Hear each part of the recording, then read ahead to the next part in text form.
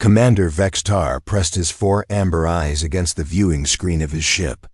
The blue and green planet below looked peaceful from space, but he knew better. For 3 months, this world called Earth had been at war with the Krath Empire. The insect-like aliens had come to conquer what they thought was a weak, young species. They were wrong. Vextar belonged to a race called the Zephyrians. His people had blue skin that looked like crystal and were much taller than humans. The Galactic Council had sent him here to watch and learn about humans before making contact. They wanted to know if these creatures were dangerous to the rest of the galaxy. His ship, the Harmony's Edge, floated invisible above the planet. Advanced technology hid them from human eyes and machines. Vextar had been watching human soldiers fight for weeks now. What he saw confused him more each day. Down in the ruins of Chicago, Captain Jake Morrison crawled through broken concrete and twisted metal. His uniform was dirty and torn. Blood stained his helmet from a cut on his forehead. Behind him, 12 other human soldiers followed in a line. They moved like shadows through the destroyed city streets. Vextar zoomed his cameras closer. The human leader held up his closed fist, and all the soldiers stopped moving. Morrison pointed to his eyes, then to a building ahead. The others nodded. They understood without words. This kind of silent communication impressed Vextar. Most species needed to talk constantly during battle. Lieutenant Kelly Brooks was Morrison's second in command. She had been shot in the leg during the morning fight with Krath warriors. Dark blood seeped through the bandage wrapped around her thigh. She limped when she walked, but she kept moving forward with her team.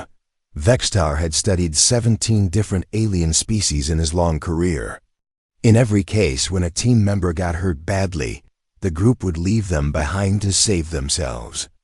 It was logical. It made sense. One wounded soldier would slow down the whole group and get everyone killed. But humans did not follow this logic. Morrison knelt beside Brooks and whispered something Vextar could not hear. The alien commander enhanced his audio sensors. The human captain was asking if she could continue. Brooks nodded and said she was fine, but Vextar could see pain in her face. Any other species would have made the smart choice. They would have hidden Brooks somewhere safe and continued the mission without her. But Morrison shook his head when one of his men suggested this idea. "No one gets left behind," Morrison said firmly. His voice carried a weight that made all the other soldiers stand straighter. "We stick together, always." Vextar played back these words several times. His translation computer had trouble with the meaning. The concept of refusing to abandon wounded teammates seemed to go against basic survival instincts. Yet here these humans were choosing to make their mission harder instead of easier. The group reached the edge of a large square filled with rubble. Vextar counted 15 Krath soldiers positioned behind makeshift barriers. The insect creatures were twice as tall as humans, with hard shells that could stop most bullets. Their claws could tear through metal, and their compound eyes could see in all directions at once. Morrison studied the enemy positions through small binoculars. He whispered orders to his team. Vextar listened carefully as the humans planned their attack. They could have called for bombing runs from their aircraft. They could have used heavy weapons to blast the entire area.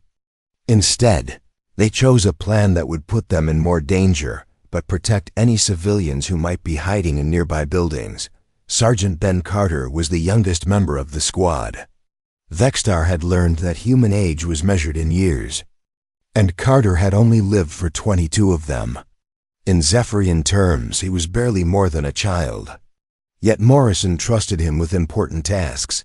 Carter's job was to run across the open square and draw enemy fire while the others attacked from the sides.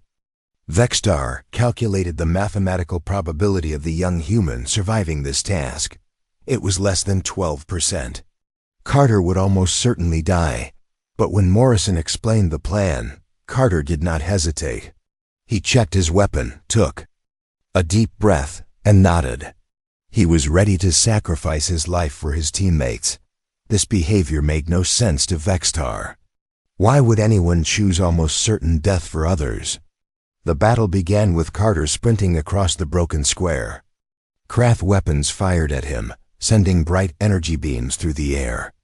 The young human dodged and rolled behind chunks of concrete, but Vextar could see he was trapped. The enemy had surrounded his position. That was when something happened. That would stay with Vextar for the rest of his life. Instead of using Carter's sacrifice to complete their mission, the other humans changed their plan. They all rushed forward to save their trapped teammate. Morrison shouted orders as his soldiers charged the craft positions. They were risking everything for one person. The fight lasted 43 minutes. Vextar watched as humans and craft warriors battled with weapons and claws. The air filled with smoke and the sounds of gunfire. When it ended, 15 craft soldiers lay dead. The humans had won, but at a cost. 2 more soldiers were wounded, and everyone was exhausted. But Carter was alive.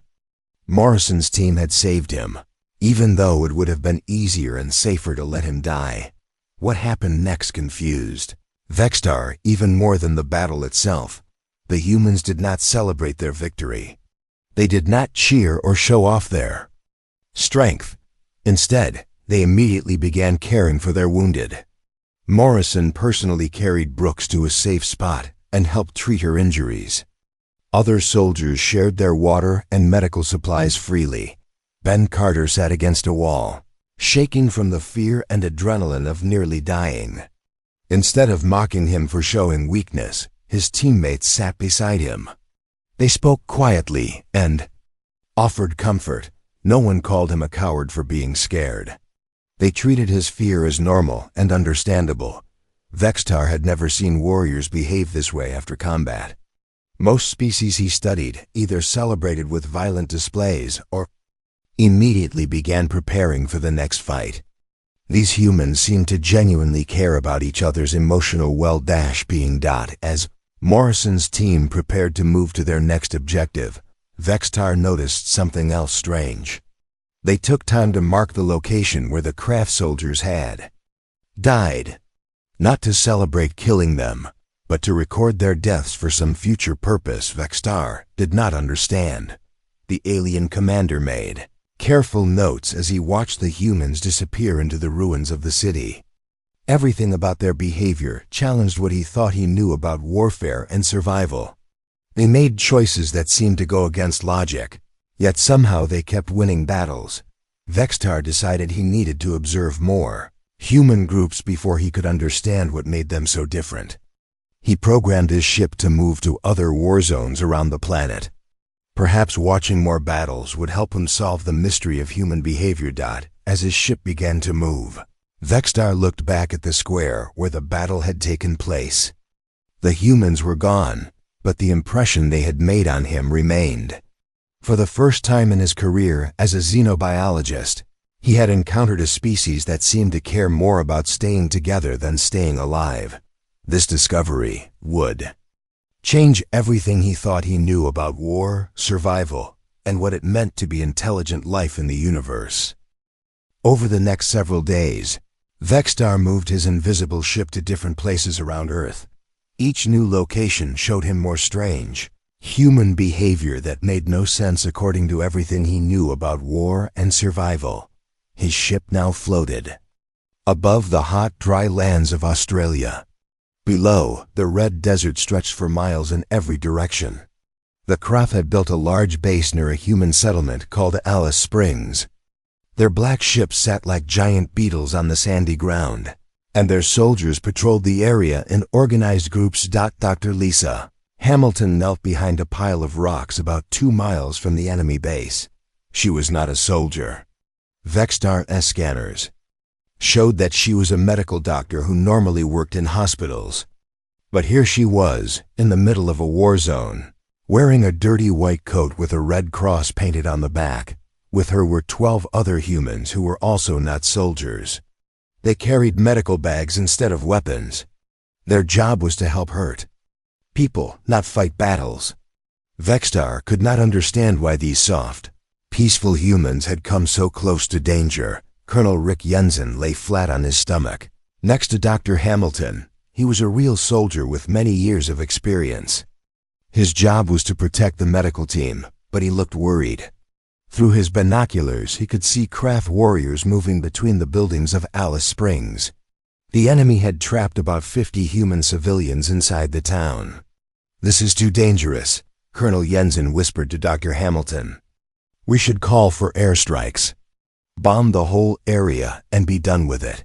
Dr. Hamilton shook her head firmly. "There are innocent people in there, families with children, old people who could not run away when the craft attacked. We cannot just blow them up to make our job easier." "But if we go in there, most of us will probably die," Jensen argued. "It makes more sense to sacrifice 50 people to save 12 trained medical workers." Vextar agreed with the colonel's logic. In any war, leaders had to make hard choices about who lived and who died. Saving the greater number was always the smart decision. But Dr. Hamilton's response surprised him. "We do not abandon our people," she said with quiet strength. "That is not who we are. We find another way." Jensen stared at her for a long moment. Then he smiled and shook his head. "You medical people are all crazy. But I guess that is why we trust you with our lives." The rescue mission should have been impossible. The medical team had no training for combat. They moved slowly because they carried heavy medical equipment. The craft controlled all the roads and had weapons that could kill from far away. Every military rule said this plan would fail, but somehow it worked. Vextar watched as the humans used tricks and teamwork to sneak past enemy guards. Jensen's soldiers created loud distractions on one side of town while Hamilton's team entered. From the other side, they moved from house to house, finding trapped civilians and treating their injuries. Mrs. Betty Ross was an old woman who had been hiding in her basement for 3 days. She had a broken arm and had not eaten any food. When Dr. Hamilton found her, the old woman began to cry. Not from pain, but from relief that someone had come to help. "I thought everyone had forgotten about us," Mrs. Ross whispered as Hamilton treated her wounds. "We never forget," Hamilton replied gently. "No one gets left behind." There were those words again. Vextar had heard Captain Morrison say the same thing in Chicago. It seemed to be some kind of rule that all humans followed, even when it made no logical sense. The medical team spent 6 hours in Alice Springs. They saved 47 of the 50 trapped civilians. The 3 they could not save had already died from their injuries before the team arrived. When the rescue was complete, Hamilton's people had to carry 12 wounded civilians on stretchers while walking 15 miles through dangerous territory to reach safety. Any other species would have left the badly injured people behind. Carrying them made the group move slowly and put everyone at risk. But the humans refused to abandon anyone they had promised to save. Vextar's ship followed the rescue group as they made their difficult journey across the desert.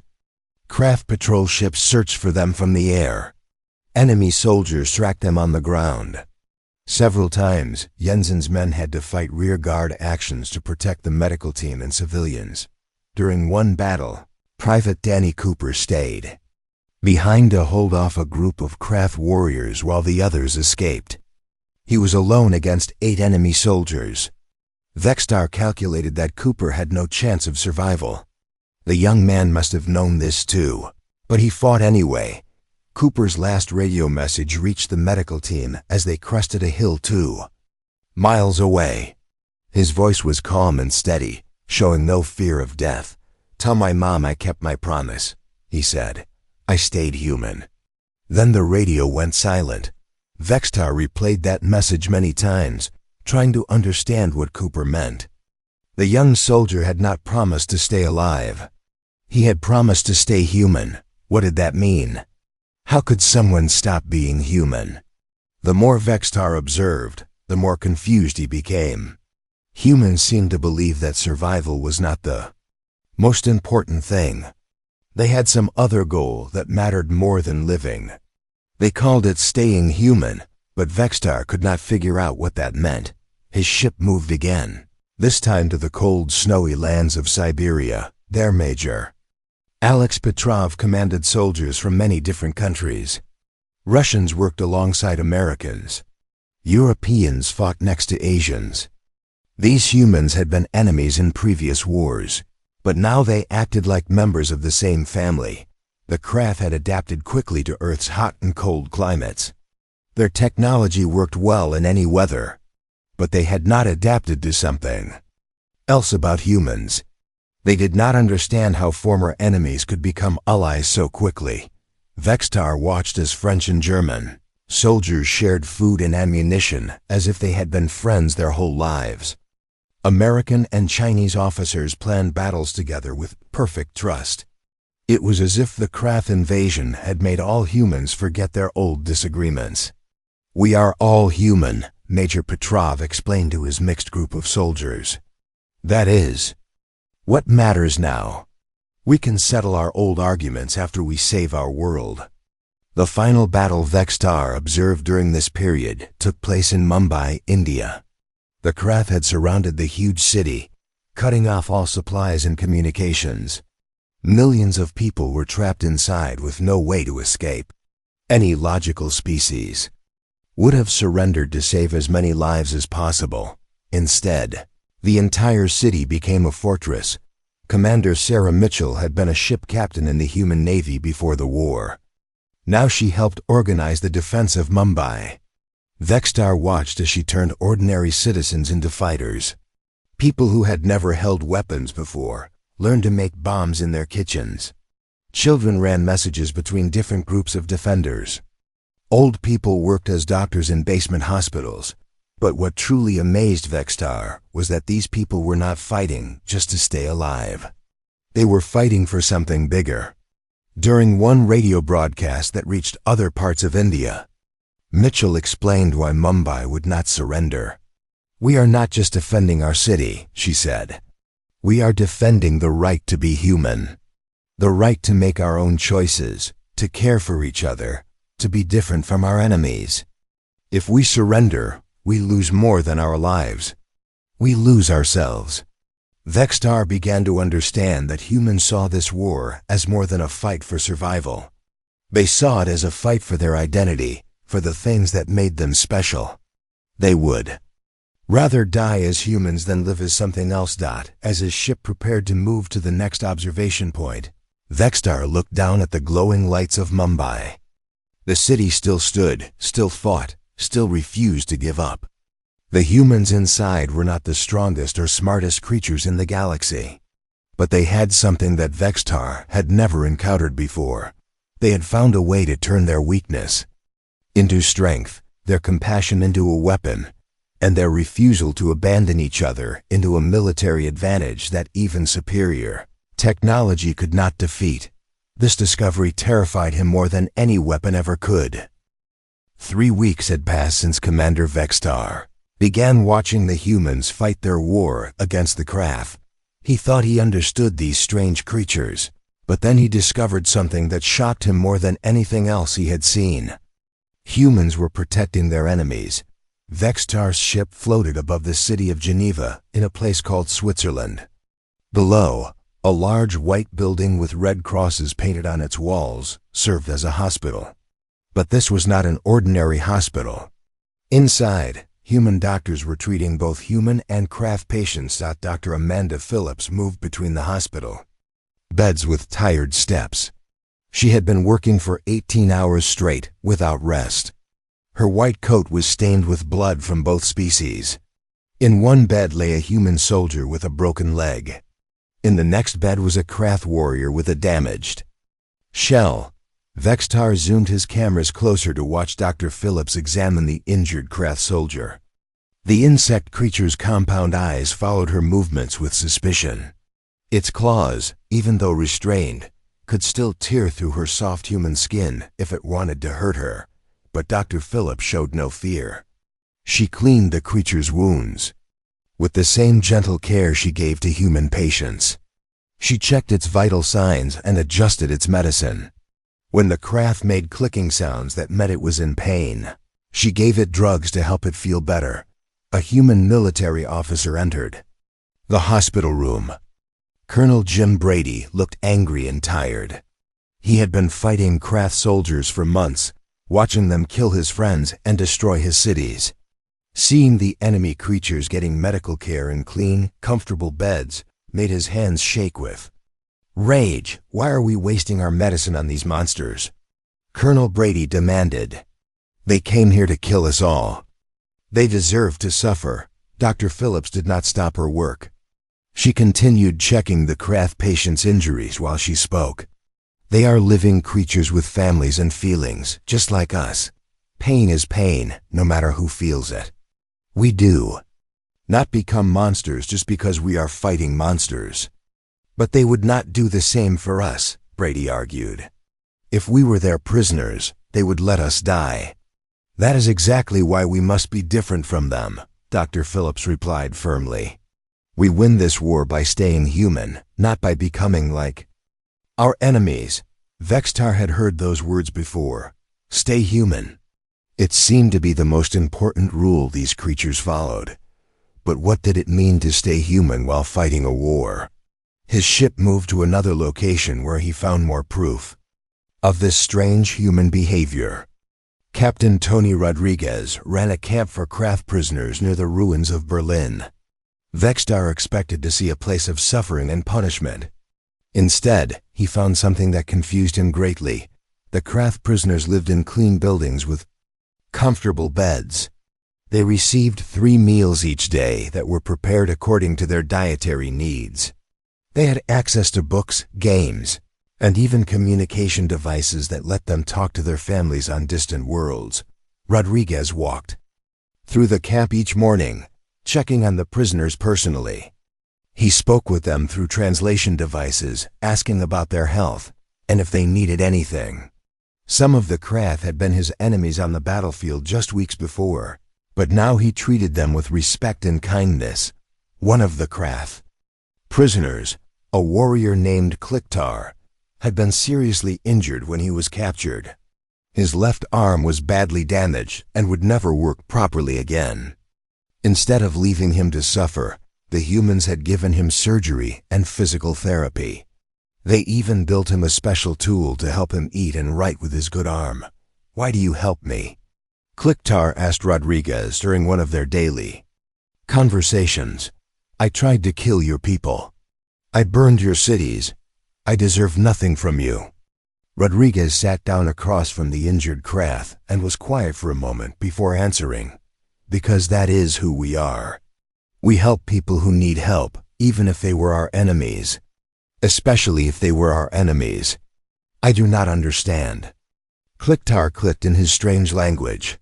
Neither do I sometimes, Rodriguez admitted with a small smile. But I know that if we stop helping people, if we stop caring about suffering, then we lose the thing that makes us worth saving in the first place. Vextar recorded this conversation and played it back many times.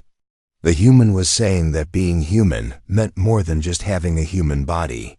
It meant acting in a certain way, treating others with kindness even when they did not deserve it. The most shocking discovery came when Vextar observed a prisoner exchange in the ruins of Berlin. Lieutenant Colonel Kate Sullivan was negotiating with a craft commander to trade captured soldiers. Each side would give back the prisoners they held. The exchange was almost complete when Sullivan learned that one of the craft prisoners was very sick. The creature had developed an infection that would kill it within hours if it did not receive immediate medical treatment. The logical thing to do would be to let the enemy soldier die or use its sickness as a bargaining tool. Sullivan did neither of these things.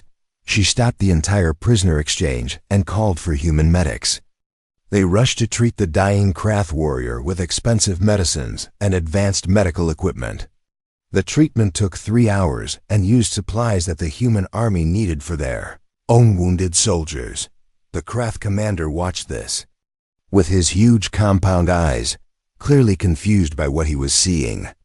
When the sick prisoner was finally stable, he asked Sullivan a question that made Vextar's heart skip. "Why did you save my warrior? You could have used his death to get more of your own people back.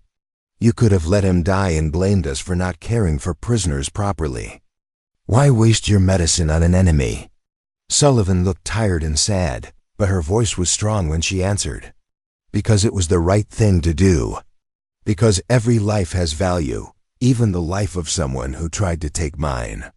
Because that is what separates us from the darkness." The craft commander stared at her for a long time. Then he made a clicking sound that Vextar's translator said meant deep confusion, mixed with something like respect.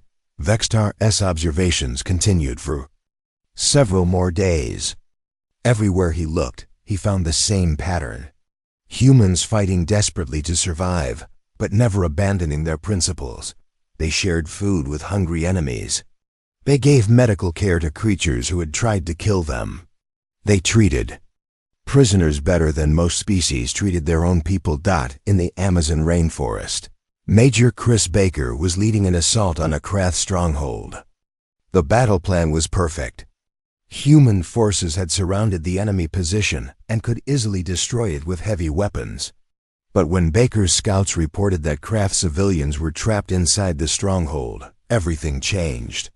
"Sir, we could just bomb the whole place," suggested his second-in-command. "It would be quick and save our people from having to fight through those defenses." Major Baker studied the enemy position through his binoculars. He could see the military value of the quick solution. But he could also see small Krath children moving behind the windows of the buildings. "No," he said finally.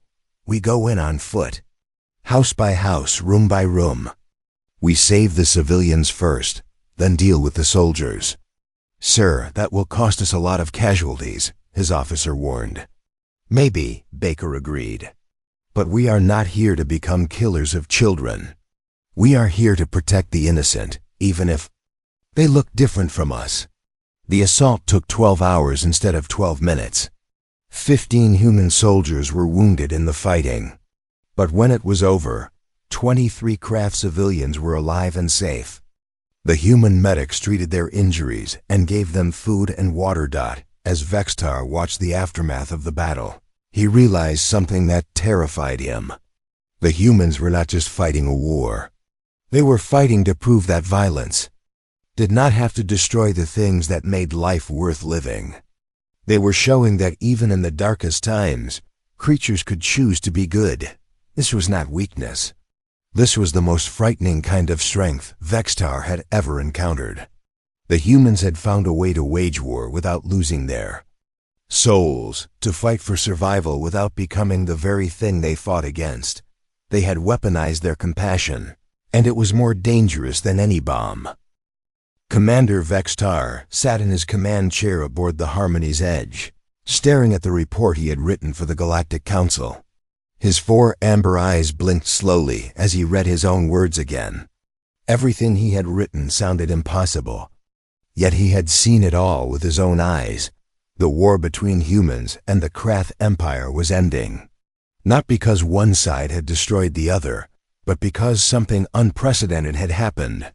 The humans had done the unthinkable. They had turned their enemies into allies. Below on Earth, in the city that humans called New York, representatives from both species were meeting in a large building with many windows. Vextar watched through his ship's cameras as Colonel Paul Anderson sat across a table from Krath Commander Zekthal. Between them lay documents that would change both of their worlds forever. "Your people fought with honor," Zekthal clicked in his complex language. The translation device on the table turned his words into human speech. "We came here to conquer, but you have conquered us in a way we never expected." Colonel Anderson looked tired but hopeful. Like all human soldiers, he had lost friends in this war. His left arm was in a sling from a recent battle injury. But his voice was steady and calm when he spoke. "We did not want to conquer anyone. We just wanted to live in peace. Now we want to learn how to live in peace together." Vextar zoomed his cameras closer to watch their faces. The craft commander's compound eyes showed confusion, mixed with something that looked like respect. This was not how wars were supposed to end. Usually, one species won and the other lost. Winners took prisoners, claimed territory, and made the losers serve them. But humans had created a third option. Instead of demanding surrender, Colonel Anderson was offering partnership. Instead of punishment, he was suggesting cooperation. The humans wanted to work together with the Krath to explore space and build colonies on new worlds. "My people will not understand this," Zechthel admitted. "We attacked your world. We killed your children. We burned your cities. Why do you offer friendship instead of revenge?" Anderson was quiet for a moment, thinking about his answer. When he spoke, his words made Vextar's translator work overtime to capture their meaning. "Because holding on to anger hurts us more than it hurts you. Because we learned something important during this war. We learned that we are not alone in the universe. That means we can choose to be neighbors instead of enemies. That means we can build something better together than either of us could build alone." Vextar had watched wars between 17 different species during his long career. He had seen victory celebrations and surrender ceremonies. He had documented the patterns that all intelligent creatures followed when one group defeated another. But he had never seen anything like this. The humans had won their war, but they were acting like they wanted to help their former enemies win too. 3 months later, Vextar moved his ship to observe the first joint human-Krath research station. It was built in the desert of Nevada, far from any cities. Human and Krath engineers worked side by side, designing new types of spacecraft that combined the best technology from both species. Dr. Susan Lewis walked through the research station with a young Krath named Tikver. She had been a battlefield medic during the war, using her hands to save the lives of wounded soldiers. Now those same hands held crayons and drawing paper as she helped Krath children learn to speak English. Tikver was only 6 years old in human terms. His shell was still soft and light green instead of the hard black shell that adult Krath developed. He had been born on Earth after his parents were captured during the war. To him, humans were not enemies. They were the tall, soft creatures who brought him food and taught him new games. "Miss Susan," Tikver clicked in his broken English, "why did your people fight mine if you wanted to be friends?" Dr. Lewis knelt down to be at the child's eye level. She thought carefully about how to explain war to someone so young. "Sometimes people fight because they are afraid of each other. Your people were afraid that humans might hurt them. Our people were afraid that Krath might hurt us. But fighting taught us that we are more alike than different. Are you still afraid?" the young Krath asked. "A little bit," Dr. Lewis admitted honestly. "But I am more excited than afraid. Excited to learn about your people and help you learn about mine." Vextar recorded this conversation with special interest. The human was teaching a former enemy's child, and the child was learning to see humans as friends. This was how real peace was built. Not with treaties and agreements, but with individuals choosing to trust each other, one conversation at a time. The research station had become more than a workplace. It was becoming a community. Human families lived in houses next to Krath families. Children from both species played together in shared playgrounds. Adults shared meals and traded stories about their different worlds, but the most remarkable change was happening to the Krath themselves. Vextar had studied the Krath Empire for many years. They were a warrior culture that believed strength came from domination. They conquered worlds to prove their superiority over other species. The idea of cooperation was foreign to their way of thinking, yet here they were, learning human concepts like compromise, forgiveness, and mutual aid. Some Krath had even begun adopting human customs like shaking hands instead of clicking mandibles, or saying please and thank you during conversations. Commander Zechthel had become the leader of the Krath refugees who chose to stay on Earth.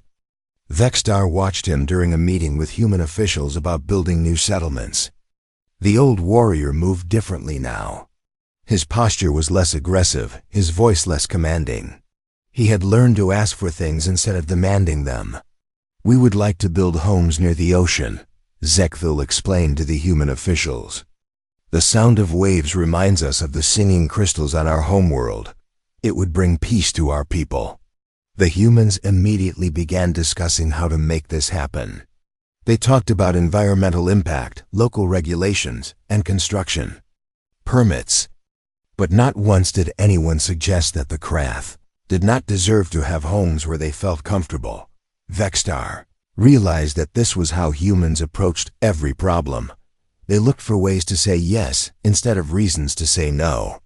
They assumed that everyone deserved dignity and happiness, even former enemies. 6 months after the war ended, Ambassador Ryan Foster became the first human to address the Galactic Council.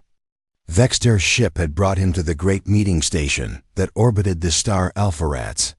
Representatives from 47 different species gathered to hear what the humans had to say. Foster stood at the speaking podium with calm confidence. He was a former army medic who had spent the war saving lives on battlefields. Now he carried a different kind of medicine. He carried the possibility of peace. "Honored representatives," Foster began, his voice carrying clearly through the translation. "Systems, we come to you not as conquerors or supplicants, but as neighbors who want to learn how to live well together." Vexstar watched the faces of the other alien ambassadors. Some looked curious, others seemed skeptical. A few appeared frightened. Humans had a reputation now. Word had spread about their strange way of waging war and making peace. "We invite you to visit our world," Foster continued. "See how former enemies can become friends. Learn how competition can become cooperation. Discover how war can end not with winners and losers, but with everyone choosing to build something better." The Galactic Council chamber was silent for a long moment after Foster finished speaking. Then, one by one, the alien representatives began asking questions. Not about human weapons or military strength, but about their methods for building trust and resolving conflicts. As Vexstar listened to the discussions that followed, he realized that humans had already begun changing the galaxy simply by showing that another way was possible. They had proven that even the most violent conflicts could end with understanding instead of domination. In his final report to the Zephyrian government, Vexstar wrote words that would echo through galactic history. "The humans are terrifying. Not because they are violent, but because they refuse to let violence define them. They transform enemies into allies, turn conquest into cooperation, and weaponize compassion with devastating effectiveness. They represent either the greatest threat or the greatest hope our galaxy has ever known. I believe with all my heart that it is the latter. The universe would never be the same